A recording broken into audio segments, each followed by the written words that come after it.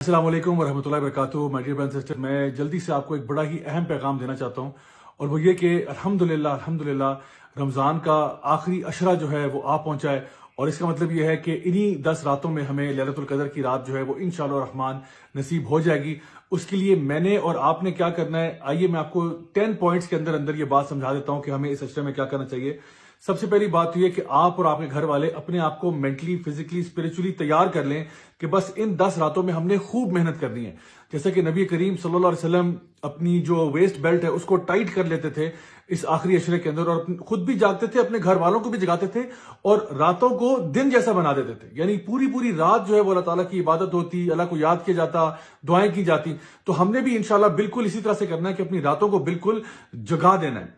اس کے علاوہ یہ کہ یہ جو آخری 10 راتیں ہیں، ان کی 10 کی 10 پہ ہمیں عبادت کرنی چاہیے۔ ویسے تو لیلۃ القدر کی رات جو ہے وہ طاق راتوں میں سے ایک رات ہوتی ہے، یعنی کہ 21 کو آئے گی، یا 23 کو، یا 25 کو، یا 27 کو، یا 29 کو۔ لیکن میں 10 کی 10 اس لیے کہہ رہا ہوں کیونکہ اکثر اوقات ہمارا وہ ڈیٹ کے معاملے میں بھی اختلاف ہو جاتا ہے۔ کوئی کہتا ہے جی اس ملک کے مطابق ہم چل رہے ہیں، اس ملک کے مطابق چل رہے ہیں، تو وہ ساری بحث ہی ختم ہو جاتی ہے۔ ویسے بھی آپ کو معلوم ہوگا کہ جو لوگ اعتکاف بیٹھتے ہیں، الحمدللہ وہ اگر 10 راتوں کے لیے وہاں بیٹھے ہیں تو انشاءاللہ ان کو تو لیلۃ القدر کی رات مل ہی جاتی ہے۔ اب یہ لیلۃ القدر کی رات اتنی اہم کیوں ہے؟ اللہ سبحانہ تعالیٰ فرماتے ہیں لیلۃ القدر خیر من الف شہر، یہ ایسی رات ہے جو 1000 مہینے سے بہتر ہے، یعنی 1000 مہینے کے برابر نہیں ہے، 1000 مہینے سے بہتر ہے، یعنی تقریباً 83 ایئرز کی ورشپ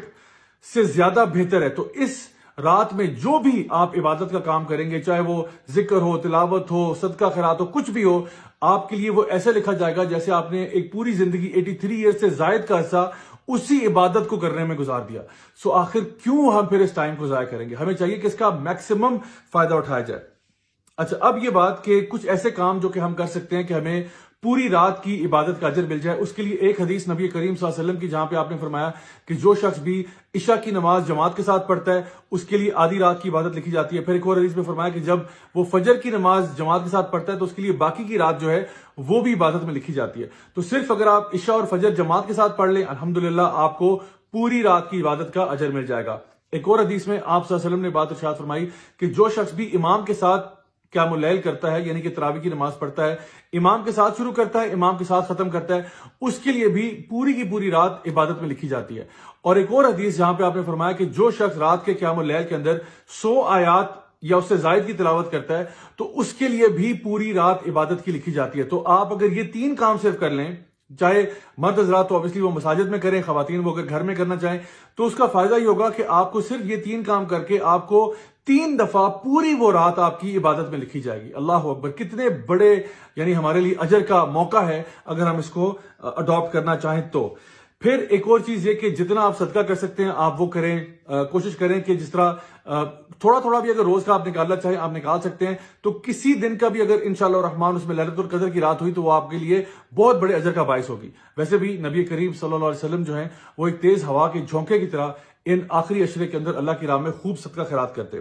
اس کے علاوہ قرآن مجید کو پڑھنا، یا پھر اس کے ساتھ ساتھ آپ کوئی لیکچرز بھی اٹینڈ کر سکتے ہیں جہاں پہ قرآن و حدیث کی تعلیم دی جا رہی ہو، تو ان کو پڑھنا، سیکھنا، سمجھنا۔ اس کے علاوہ ایک اور چیز جو آپ کر سکتے ہیں وہ یہ ہے کہ بکس کا پڑھنا، چاہے وہ تفسیر کی بکس ہوں یا حدیث کی بکس ہوں یا کوئی بھی ایسی بکس جو کہ آپ کو آپ کے ایمان میں اضافہ کرتی ہیں، اور پھر اسی نالج کو دوسروں تک پہنچانا، کسی نہ کسی فارم آف دعویٰ کے اندر انگیج کرنا، لوگوں تک اس خیر کی بات کو پہنچانا، یہ بھی ایک بہت ہی زبردست نیک کام ہے جو آپ کر سکتے ہیں۔ And last but not least, اللہ تعالیٰ سے دعا کرنا، خاص طور پر وہ دعا جو کہ نبی کریم صلی اللہ علیہ وسلم نے سیدہ عائشہ کو سکھائی، اللہم انک عفو تحب العفو فاعف عنی، کہ اے اللہ تو معاف کرنے والا ہے، تجھے معاف کرنا پسند ہے، یا اللہ مجھے معاف کر دے۔ اور یہ ایسی معافی ہے مائی ڈیئر برادرز سسٹرز کہ جو ہمارے گناہوں کو دھو کے رکھتے، یعنی ایسے گناہ کہ آپ سمجھیں کہ آپ قیامت کے دن اللہ سبحانہ تعالیٰ کے سامنے کھڑے ہوتے ہیں اور آپ کو یہ کہا جاتا ہے کہ آپ